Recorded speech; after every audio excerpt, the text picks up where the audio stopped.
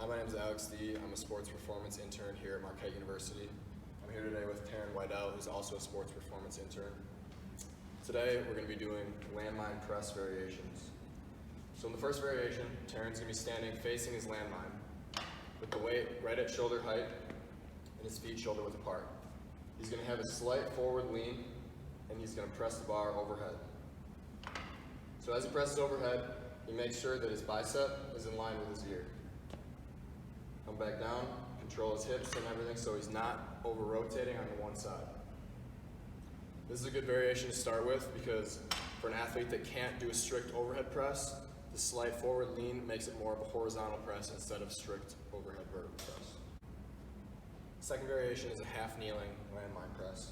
So Taryn's going to set up with his feet facing towards the landmine and his back knee is just outside of his front foot, so his base of support is a lot smaller than the first variation of standing.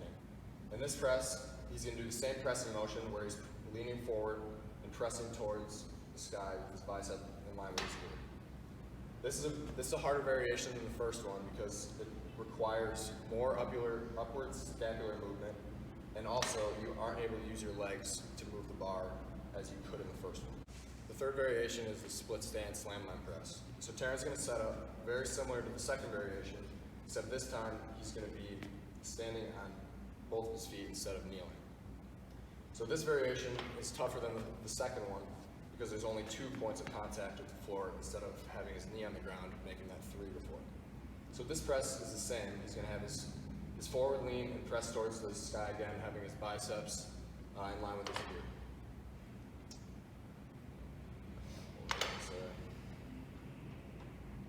The fourth variation is the low to high rotational landmine press.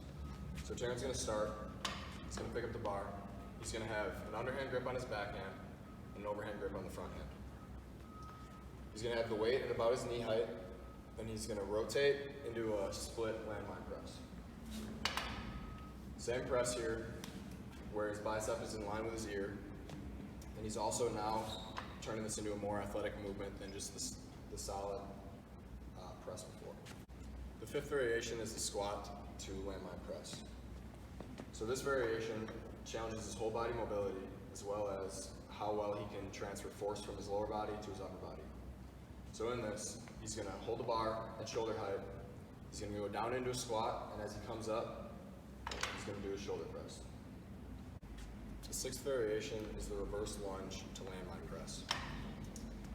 So in order to do this, your athlete is going to need to have solid core control and also very good single leg strength in order to do this. So Taryn is going to start with the weight at his shoulder again, and whichever leg is going back is also the same arm that has the weight in it. So Taryn's going to do a reverse lunge, and as he comes up, he's going into his press.